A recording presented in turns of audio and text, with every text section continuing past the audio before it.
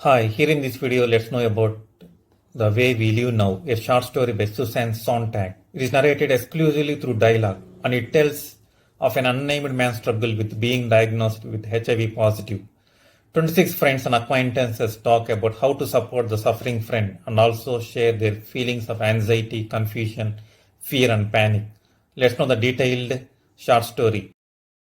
The Way We Live Now by Susan Sontag. The Way We Live Now is a short story by Susan Sontag which was published to great acclaim on November 24, 1986. In The New Yorker. The story describes the beginnings of the AIDS crisis in the early 1980s. As the disease began to claim members of the New York cultural elite. The story is told entirely in the form of fragments of conversation, mentioned and whispered by numerous friends of an unnamed man who lies sick in a hospital bed. Although AIDS was new to many who read the story when it first appeared, The Way We Live Now remains a signature work in the literature of the epidemic. Sontag borrowed her title from an 1875 novel by British writer Anthony Trollope called The Way We Live Now. Let's listen to the complete story. The Way We Live Now by Susan Sontag. At first he was just losing weight, he felt only a little ill. Max said to Ellen. And he didn't call for an appointment with his doctor, according to Greg, because he was managing to keep on working at more or less the same rhythm, but he did stop smoking. Tanya pointed out, which suggests he was frightened, but also that he wanted, even more than he knew, to be healthy, or healthier, or maybe just to gain back a few pounds, said Orson, for he told her. Tanya went on, that he expected to be climbing the walls, isn't that what people say? And found, to his surprise, that he didn't miss cigarettes at all and reveled in the sensation of his lungs being ache-free for the first time in years. But did he have a good doctor? Stephen wanted to know, since it would have been crazy not to go for a checkup after the pressure was off and he was back from the conference in Helsinki, even if by then he was feeling better. And he said, to Frank, that he would go, even though he was indeed frightened, as he admitted to Jen, but who wouldn't be frightened now, though, odd as that might seem. He hadn't been worrying until recently, he avowed to Quentin. It was only in the last 6 months that he had the metallic taste of panic in his mouth. Because becoming seriously ill was something that happened to other people, a normal delusion, he observed to Paolo, if one was 38 and had never had a serious illness. He wasn't, as Jan confirmed, a hypochondriac. Of course, it was hard not to worry, everyone was worried, but it wouldn't do to panic, because, as Max pointed out to Quentin, there wasn't anything one could do except wait and hope. Wait and start being careful, be careful, and hope. And even if one did prove to be ill, one shouldn't give up, they had new treatments that promised an arrest of the disease's inexorable course. Research was progressing. It seemed that everyone was in touch with everyone else several times a week, checking in. I've never spent so many hours at a time on the phone, Stephen said to Kate, and when I'm exhausted after the 2 or 3 calls made to me. Giving me the latest, instead of switching off the phone to give myself a respite, I tap out the number of another friend or acquaintance, to pass on the news. I'm not sure I can afford to think so much about it, Ellen said, and I suspect my own motives. There's something more, but I'm getting used to, getting excited by. This must be like what people felt in London during the Blitz.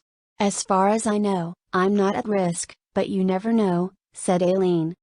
This thing is totally unprecedented, said Frank. But don't you think he ought to see a doctor? Stephen insisted. Listen, said Orson, you can't force people to take care of themselves, and what makes you think the worst? He could be just run down. People still do get ordinary illnesses, awful ones, why are you assuming it has to be that? But all I want to be sure, said Stephen, is that he understands the options, because most people don't. That's why they won't see a doctor or have the test, they think there's nothing one can do. But is there anything one can do? He said to Tanya, according to Greg, I mean, what do I gain if I go to the doctor? If I'm really ill, he's reported to have said, I'll find out soon enough. And when he was in the hospital, his spirits seemed to lighten, according to Donnie. He seemed more cheerful than he had been in the last months.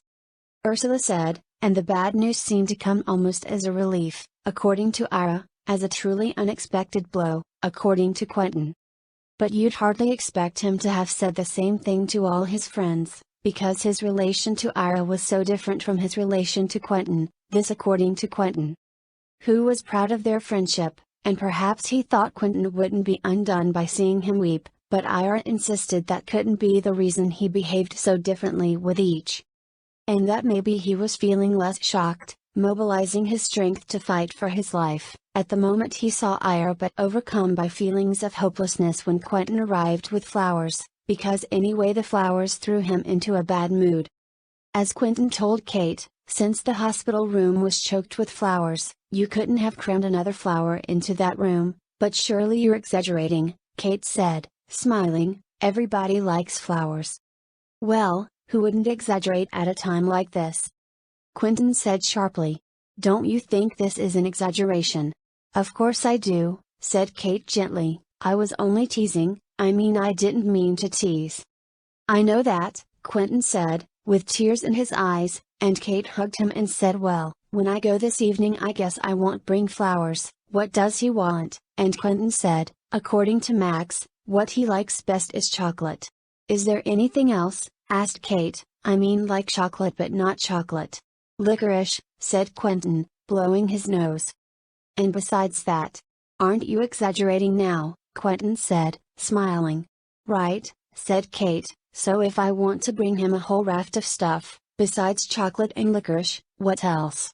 Jelly beans, Quentin said. He didn't want to be alone, according to Paolo, and lots of people came in the first week, and the Jamaican nurse said there were other patients on the floor who would be glad to have the surplus flowers. And people weren't afraid to visit, it wasn't like the old days, as Kate pointed out to Aileen, they're not even segregated in the hospital anymore, as Hilda observed, there's nothing on the door of his room warning visitors of the possibility of contagion, as there was a few years ago. In fact, he's in a double room and, as he told Orson, the old guy on the far side of the curtain, who's clearly on the way out, said Stephen, doesn't even have the disease. So, as Kate went on, you really should go and see him, he'd be happy to see you, he likes having people visit, you are not going because you're afraid, are you? Of course not, Aileen said, but I don't know what to say. I think I'll feel awkward, which he's bound to notice, and that will make him feel worse, so I won't be doing him any good, will I? But he won't notice anything. Kate said, patting Aileen's hand, it's not like that, it's not the way you imagine, he's not judging people or wondering about their motives, he's just happy to see his friends. But I never was really a friend of his. Aileen said, you're a friend, he's always liked you, you told me he talks about Nora with you. I know he likes me, he's even attracted to me, but he respects you. But, according to Wesley, the reason Aileen was so stingy with her visits was that she could never have him to herself. There were always others there already, and by the time they left still others had arrived, she'd been in love with him for years. And I can understand, said Donnie, that Aileen should feel bitter that if there could have been a woman friend he did more than occasionally bed, a woman he really loved, and my God, Victor said. Who had known him in those years, he was crazy about Nora, what a heart-rending couple they were, two surly angels, then it couldn't have been she. And when some of the friends, the ones who came every day, waylaid the doctor in the corridor.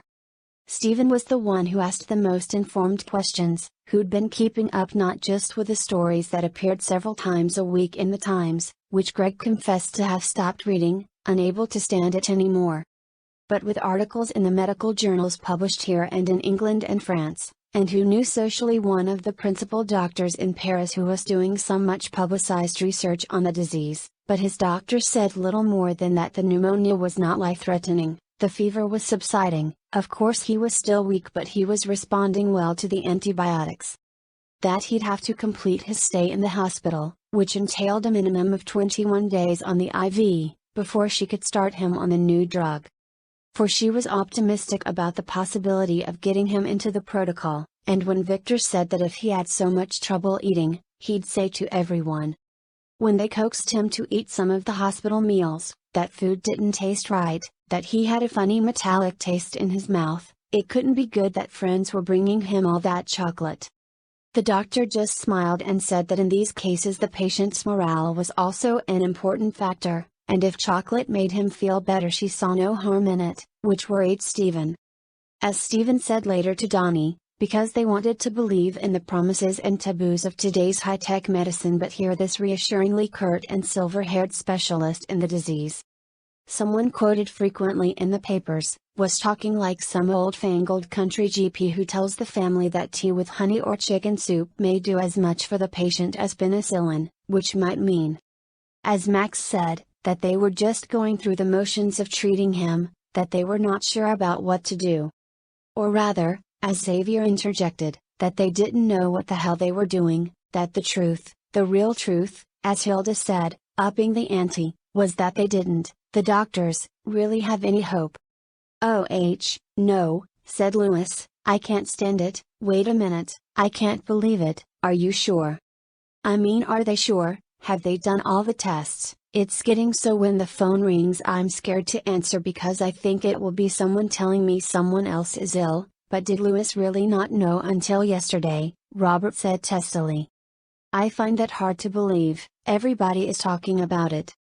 It seems impossible that someone wouldn't have called Louis, and perhaps Louis did know, was for some reason pretending not to know already, because Jan recalled, didn't Louis say something months ago to Greg, and not only to Greg, about his not looking well, losing weight, and being worried about him and wishing he'd see a doctor, so it couldn't come as a total surprise. Well, everybody is worried about everybody now, said Betsy, that seems to be the way we live, the way we live now. And, after all, they were once very close. Doesn't Louis still have the keys to his apartment? You know the way you let someone keep the keys after you've broken up, only a little because you hope the person might just saunter in, drunk or high, late some evening, but mainly because it's wise to have a few sets of keys strewn around town. If you live alone, at the top of a former commercial building that, pretentious as it is, will never acquire a doorman or even a resident superintendent, someone whom you can call on for the keys late one night if you find you've lost yours or have locked yourself out. Who else has keys? Tanya inquired. I was thinking somebody might drop by tomorrow before coming to the hospital and bring some treasures, because the other day, Ira said, he was complaining about how dreary the hospital room was, and how it was like being locked up in a motel room, which got everybody started telling funny stories about motel rooms they'd known. And at Ursula's story, about the luxury budget in Schenectady, there was an uproar of laughter around his bed, while he watched them in silence. Eyes bright with fever, all the while, as Victor recalled, gobbling that damn chocolate. But, according to Jan, whom Louis's keys enabled to tour the swank of his bachelor lair with an eye to bringing over some art consolation to brighten up the hospital room, the Byzantine icon wasn't on the wall over his bed. And that was a puzzle until Orson remembered that he'd recounted without seeming upset, this disputed by Greg, that the boy he'd recently gotten rid of had stolen it. Along with 4 of the Maki-E lacquer boxes, as if these were objects as easy to sell on the street as a TV or a stereo. But he's always been very generous, Kate said quietly, and though he loves beautiful things isn't really attached to them. To things, as Orson said, which is unusual in a collector, as Frank commented, and when Kate shuddered and tears sprang to her eyes and Orson inquired anxiously if he, Orson, had said something wrong. She pointed out that they'd begun talking about him in a retrospective mode, summing up what he was like, what made them fond of him, as if he were finished, completed, already a part of the past. Perhaps he was getting tired of having so many visitors, said Robert, who was, as Ellen couldn't help mentioning, someone who had come only twice and was probably looking for a reason not to be in regular attendance. But there could be no doubt, according to Ursula, that his spirits had dipped, not that there was any discouraging news from the doctors, and he seemed now to prefer being alone a few hours of the day. And he told Donnie that he'd begun keeping a diary for the first time in his life. Because he wanted to record the course of his mental reactions to this astonishing turn of events, to do something parallel to what the doctors were doing, who came every morning and conferred at his bedside about his body. and that perhaps it wasn't so important what he wrote in it, which amounted, as he said wryly to Quentin, to little more than the usual banalities about terror and amazement that this was happening to him. To him also, plus the usual remorseful assessments of his past life, his pardonable superficialities, capped by resolves to live better, more deeply, more in touch with his work and his friends. And not to care so passionately about what people thought of him. Interspersed with admonitions to himself that in this situation his will to live counted more than anything else, and that if he really wanted to live, and trusted life, and liked himself well enough, down, old devil Thanatos, he would live, he would be an exception, but perhaps all this, as Quentin ruminated, talking on the phone to Kate, wasn't the point was that by the very keeping of the diary he was accumulating something to reread one day, slyly staking out his claim to a future time, in which the diary would be an object, a relic, in which he might not actually reread it, because he would want to have put this ordeal behind him. But the diary would be there in the drawer of his stupendous Major desk, and he did actually say to Quentin one late sunny afternoon, propped up in the hospital bed, with the stain of chocolate framing one corner of a heartbreaking smile. See himself in the penthouse, the October sun streaming through those clear windows instead of this streaked one, and the diary, the pathetic diary, safe inside the drawer. It doesn't matter about the treatment's side effects, Stephen said, when talking to Max. I don't know why you're so worried about that. Every strong treatment has some dangerous side effects, it's inevitable. You mean otherwise the treatment wouldn't be effective, Hilda interjected, and anyway, Stephen went on doggedly, just because there are side effects it doesn't mean he has to get them, or all of them, each one, or even some of them. That's just a list of all the possible things that could go wrong, because the doctors have to cover themselves, so they make up a worst case scenario. But isn't what's happening to him, and to so many other people, Tanya interrupted, a worst case scenario, a catastrophe no one could have imagined? It's too cruel, and isn't everything a side effect, quipped Ira, even we're all side effects. But we're not bad side effects, Frank said, he likes having his friends around, and we're helping each other, too, because his illness sticks us all in the same glue, mused Xavier. And, whatever the jealousies and grievances from the past that have made us wary and cranky with each other, when something like this happens, the sky is falling, the sky is falling. You understand what's really important. I agree, Chicken Little, he is reported to have said. But don't you think, Quentin observed to Max, that being as close to him as we are, making time to drop by the hospital every day, is a way of our trying to define ourselves more firmly and irrevocably as those who aren't ill, who aren't going to fall ill. As if what's happened to him couldn't happen to us, when in fact the chances are that before long one of us will end up where he is, which is probably what he felt when he was one of the cohort visiting Zach in the spring. You never knew Zach, did you? And, according to Clarice, Zach's widow, he didn't come very often. He said he hated hospitals. And didn't feel he was doing Zach any good, that Zach would see on his face how uncomfortable he was. Oh, he was one of those, Aileen said. A coward. Like me. And after he was sent home from the hospital, and Quentin had volunteered to move in and was cooking meals and taking telephone messages and keeping the mother in Mississippi informed, well, mainly keeping her from flying to New York and heaping her grief on her son and confusing the household routine with her oppressive ministrations, he was able to work an hour or two in his study. On days he didn't insist on going out, for a meal or a movie, which tired him. He seemed optimistic. Kate thought, his appetite was good, and what he said, Orson reported, was that he agreed when Stephen advised him that the main thing was to keep in shape. He was a fighter, right? He wouldn't be who he was if he weren't, and was he ready for the big fight? Stephen asked rhetorically, as Max told it to Donnie, and he said you bet, and Stephen added it could be a lot worse. You could have gotten the disease 2 years ago, but now so many scientists are working on it. The American team and the French team.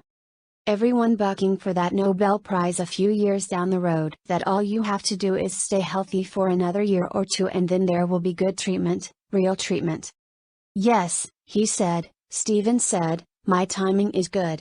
And Betsy, who had been climbing on and rolling off macrobiotic diets for a decade, came up with a Japanese specialist she wanted him to see, but thank God, Donnie reported, he'd had the sense to refuse, but he did agree to see Victor's visualization therapist. Although what could one possibly visualize, said Hilda, when the point of visualizing disease was to see it as an entity with contours, borders, here rather than there, something limited, something you were the host of, in the sense that you could disinvite the disease. While this was so total, or would be, Max said. But the main thing, said Greg, was to see that he didn't go the macrobiotic route, which might be harmless for plump Betsy but could only be devastating for him, lean as he'd always been, with all the cigarettes and other appetite-suppressing chemicals he'd been welcoming into his body for years, and now was hardly the time. As Stephen pointed out, to be worried about cleaning up his act, and eliminating the chemical additives and other pollutants that we're all blithely or not so blithely feasting on, blithely since we're healthy as we can be, so far, Ira said. Meat and potatoes is what I'd be happy to see him eating, Ursula said wistfully. And spaghetti and clam sauce, Greg added. And thick cholesterol-rich omelettes with smoked mozzarella, suggested Yvonne, who had phoned from London for the weekend to see him. Chocolate cake, said Frank. Maybe not chocolate cake, Ursula said, he's already eating so much chocolate. And when, not right away but still only 3 weeks later, he was accepted into the protocol for the new drug, which took considerable behind-the-scenes lobbying with the doctors, he talked less about being ill. According to Donnie, which seemed like a good sign, Kate felt, a sign that he was not feeling like a victim, feeling not that he had a disease but rather, was living with a disease. That was the right cliché, wasn't it? A more hospitable arrangement, said Jan, a kind of cohabitation which implied that it was something temporary, that it could be terminated, but terminated how, said Hilda, and when you say hospitable, Jan, I hear hospital. And it was encouraging. Stephen insisted that from the start, at least from the time he was finally persuaded to make the telephone call to his doctor, he was willing to say the name of the disease, pronounce it often and easily, as if it were just another word, like boy or gallery or cigarette or money or deal, as in no big deal. Paolo interjected, because, as Stephen continued, to utter the name is a sign of health, a sign that one has accepted being who one is, mortal, vulnerable, not exempt, not an exception after all, it's a sign that one is willing, truly willing, to fight for one's life. And we must say the name, too, and often, Tanya added, we mustn't lag behind him in honesty, or let him feel that, the effort of honesty having been made, it's something done with and he can go on to other things. One is so much better prepared to help him. Wesley replied. In a way he's fortunate, said Yvonne, who had taken care of a problem at the New York store and was flying back to London this evening. Sure, fortunate, said Wesley, no one is shunning him. Yvonne went on, no one's afraid to hug him or kiss him lightly on the mouth. In London we are, as usual, a few years behind you. People I know, people who would seem to be not even remotely at risk, are just terrified. But I'm impressed by how cool and rational you all are. You find us cool? Asked Quentin. But I have to say, he's reported to have said, I'm terrified, I find it very hard to read, and you know how he loves to read, said Greg. Yes, reading is his television, said Paolo, or to think, but I don't feel hysterical. I feel quite hysterical. Louis said to Yvonne. But you're able to do something for him, that's wonderful. How I wish I could stay longer, Yvonne answered. It's rather beautiful, I can't help thinking, this utopia of friendship you've assembled around him, this pathetic utopia, said Kate, so that the disease, Yvonne concluded, is not, anymore, out there. Yes, don't you think we're more at home here, with him, with the disease, said Tanya, because the imagined disease is so much worse than the reality of him, whom we all love, each in our fashion, having it. I know for me his getting it has quite demystified the disease, said Jan. I don't feel afraid, spooked, as I did before he became ill, when it was only news about remote acquaintances, whom I never saw again after they became ill. But you know you're not going to come down with the disease, Quentin said, to which Ellen replied, on her behalf, That's not the point, and possibly untrue. My gynecologist says that everyone is at risk, everyone who has a sexual life, because sexuality is a chain that links each of us to many others, unknown others, and now the great chain of being has become a chain of death as well.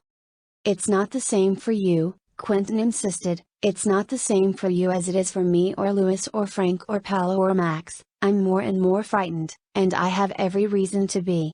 I don't think about whether I'm at risk or not, said Hilda. I know that I was afraid to know someone with the disease, afraid of what I'd see, what I'd feel, and after the first day I came to the hospital I felt so relieved.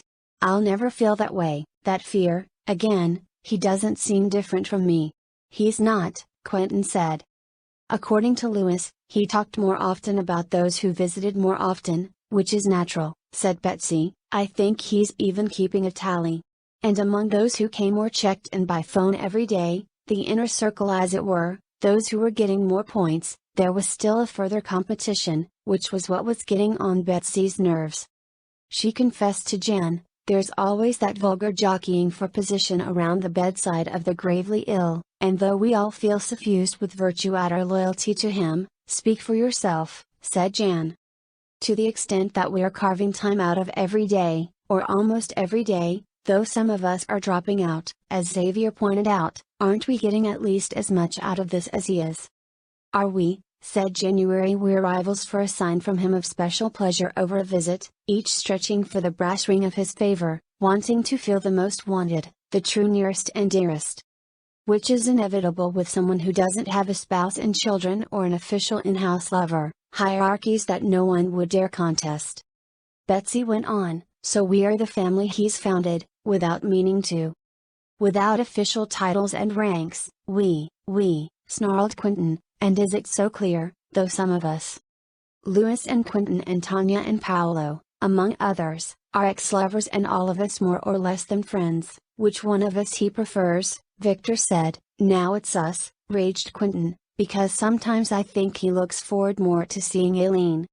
Who has visited only 3 times, twice at the hospital and once since he's been home, than he does you or me, but, according to Tanya, after being very disappointed that Aileen hadn't come, now he was angry. While, according to Xavier, he was not really hurt but touchingly passive, accepting Aileen's absence as something he somehow deserved. But he's happy to have people around, said Louis. He says when he doesn't have company he gets very sleepy. He sleeps, according to Quentin, and then perks up when someone arrives. It's important that he not feel ever alone. But, said Victor, there's one person he hasn't heard from, whom he'd probably like to hear from more than most of us. But she didn't just vanish, even right after she broke away from him, and he knows exactly where she lives now, said Kate. He told me he put in a call to her last Christmas Eve. And she said it's nice to hear from you and Merry Christmas, and he was shattered, according Orson, and furious and disdainful, according to Ellen. What do you expect of her, said Wesley, she was burned out. But Kate wondered if maybe he hadn't phoned Nora in the middle of a sleepless night. What's the time difference? And Quentin said no, I don't think so, I think he wouldn't want her to know. And when he was feeling even better and had regained the pounds he'd shed right away in the hospital, though the refrigerator started to fill up with organic wheat germ and grapefruit and skimmed milk.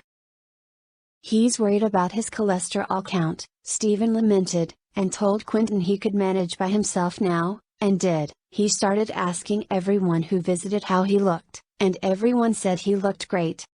So much better than a few weeks ago, which didn't jibe with what anyone had told him at that time, but then it was getting harder and harder to know how he looked, to answer such a question honestly when among themselves they wanted to be honest, both for honesty's sake and, as Donnie thought, to prepare for the worst. Because he'd been looking like this for so long, at least it seemed so long, that it was as if he'd always been like this. How did he look before? But it was only a few months, and those words, pale and wan-looking and fragile, hadn't they always applied? And one Thursday Ellen, meeting Louis at the door of the building, said, as they rode up together in the elevator, how is he really? But you see how he is, Louis said tartly. He's fine, he's perfectly healthy, and Ellen understood that of course Louis didn't think he was perfectly healthy but that he wasn't worse, and that was true, but wasn't it? Well, almost heartless to talk like that. Seems inoffensive to me, Quentin said, but I know what you mean. I remember once talking to Frank. Somebody, after all, who has volunteered to do 5 hours a week of office work at the crisis center. I know, said Ellen, and Frank was going on about this guy, diagnosed almost a year ago, and so much further along. Who'd been complaining to Frank on the phone about the indifference of some doctor, and had gotten quite abusive about the doctor, and Frank was saying there was no reason to be so upset, the implication being that he, Frank, wouldn't behave so irrationally, and I said, barely able to control my scorn, but Frank, he has every reason to be upset, he's dying, and Frank said according to Quentin, oh, I don't like to think about it that way. And it was while he was still home, recuperating, getting his weekly treatment, still not able to do much work, he complained, but, according to Quentin, up and about most of the time and turning up at the office several days a week, that bad news came about 2 remote acquaintances, one in Houston and one in Paris. News that was intercepted by Quentin on the ground that it could only depress him, but Stephen contended that it was wrong to lie to him. It was so important for him to live in the truth, that had been one of his first victories, that he was candid. That he was even willing to crack jokes about the disease, but Ellen said it wasn't good to give him this end of the world feeling, too many people were getting ill. It was becoming such a common destiny that maybe some of the will to fight for his life would be drained out of him if it seemed to be as natural as, well, death. Oh, Hilda said, who didn't know personally either the one in Houston or the one in Paris, but knew of the one in Paris, a pianist who specialized in 20th century Czech and Polish music. I have his records, he's such a valuable person, and, when Kate glared at her, continued defensively, I know every life is equally sacred. But that is a thought, another thought, I mean, all these valuable people who aren't going to have their normal fourscore as it is now, these people aren't going to be replaced, and it's such a loss to the culture. But this isn't going to go on forever, Wesley said, it can't, they're bound to come up with something, they, muttered Stephen, but did you ever think, Greg said, that if some people don't die? I mean even if they can keep them alive, they, muttered Kate, they continue to be carriers, and that means, if you have a conscience, that you can never make love fully, as you'd been wantonly, Ira said, to do. But it's better than dying, said Frank. And in all his talk about the future, when he allowed himself to be hopeful, according to Quentin, he never mentioned the prospect that even if he didn't die, if he were so fortunate as to be among the first generation of the disease's survivors. Never mentioned, Kate confirmed, that whatever happened it was over, the way he had lived until now, but, according to Ira, he did think about it. The end of bravado, the end of folly, the end of trusting life, the end of taking life for granted, and of treating life as something that, samurai-like, he thought himself ready to throw away lightly, impudently, and Kate recalled, sighing. A brief exchange she'd insisted on having as long as 2 years ago, huddling on a banquette covered with steel gray industrial carpet on an upper level of the Prophet and toking up for their next foray onto the dance floor, she'd said hesitantly, for it felt foolish asking a prince of debauchery to, well, take it easy, and she wasn't keen on playing big sister, a role. As Hilda confirmed, he inspired in many women, are you being careful, honey, you know what I mean. And he replied. Kate went on, no, I'm not, listen, I just can't, sex is too important to me, always has been. He started talking like that, according to Victor, after Nora left him, and if I get it, well. I get it. But he wouldn't talk like that now, would he, said Greg. He must feel awfully foolish now, said Betsy, like someone who went on smoking, saying I can't give up cigarettes, but when the bad X-ray is taken even the most besotted nicotine addict can stop on a dime.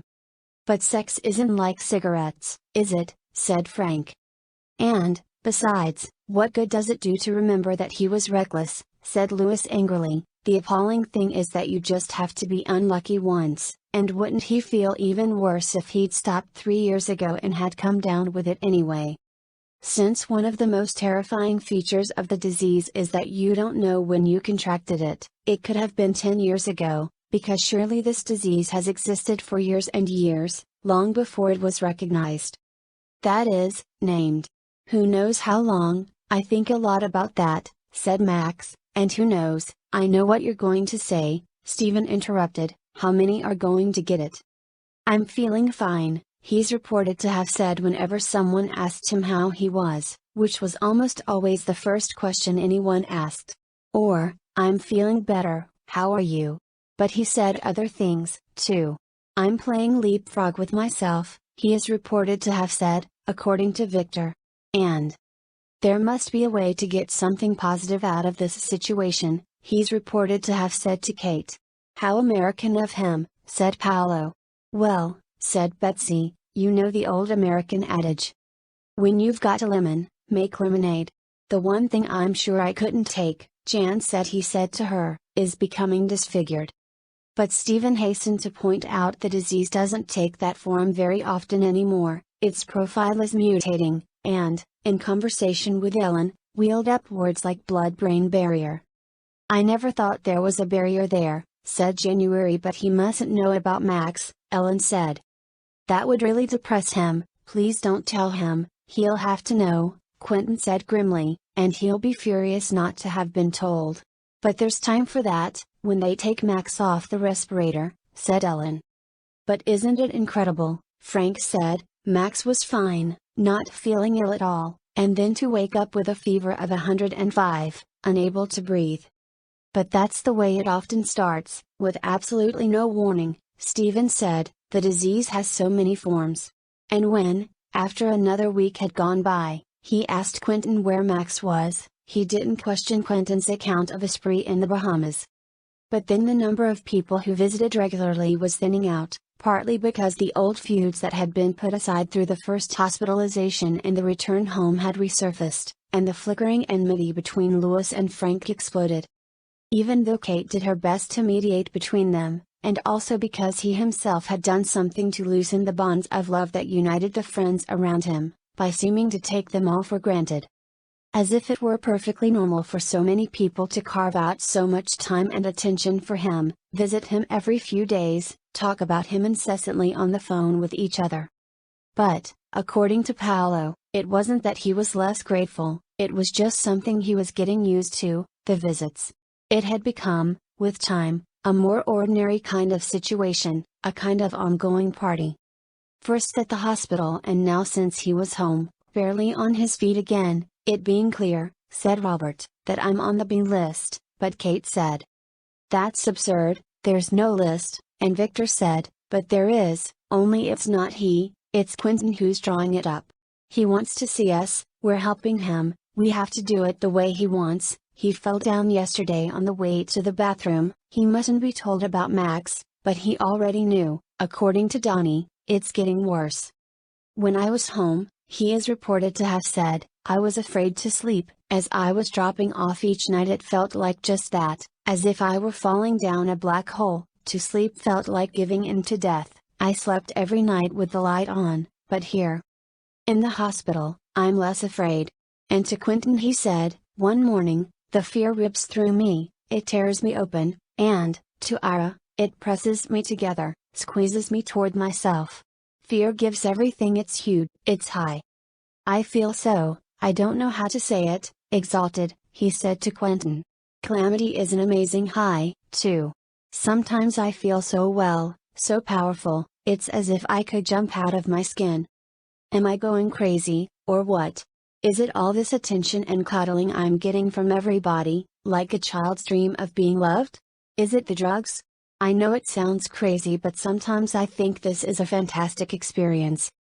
He said shyly, but there was also the bad taste in the mouth, the pressure in the head and at the back of the neck, the red, bleeding gums, the painful, if pink-lobed breathing, and his ivory pallor, color of white chocolate. Among those who wept when told over the phone that he was back in the hospital were Kate and Stephen, who'd been called by Quentin. And Ellen, Victor, Aileen, and Louis, who were called by Kate, and Xavier and Ursula, who were called by Stephen. Among those who didn't weep were Hilda, who said that she'd just learned that her 75-year-old aunt was dying of the disease, which she'd contracted from a transfusion given during her successful double bypass of 5 years ago. And Frank and Donnie and Betsy, but this didn't mean, according to Tanya, that they weren't moved and appalled, and Quentin thought they might not be coming soon to the hospital but would send presents. The room, he was in a private room this time, was filling up with flowers, and plants, and books, and tapes. The high tide of barely suppressed acrimony of the last weeks at home subsided into the routines of hospital visiting, though more than a few resented Quentin's having charge of the visiting book. But it was Quentin who had the idea, Lewis pointed out, now, to ensure a steady stream of visitors, preferably no more than 2 at a time. This, the rule in all hospitals, wasn't enforced here, at least on his floor. Whether out of kindness or inefficiency, no one could decide. Quentin had to be called first, to get one's time slot. There was no more casual dropping by. And his mother could no longer be prevented from taking a plane and installing herself in a hotel near the hospital, but he seemed to mind her daily presence less than expected. Quentin said Ellen, it's we who mind. Do you suppose she'll stay long?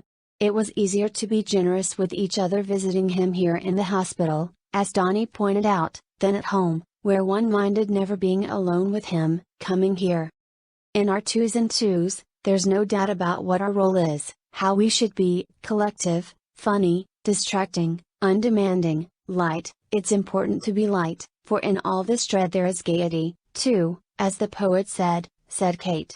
His eyes, his glittering eyes, said Lewis.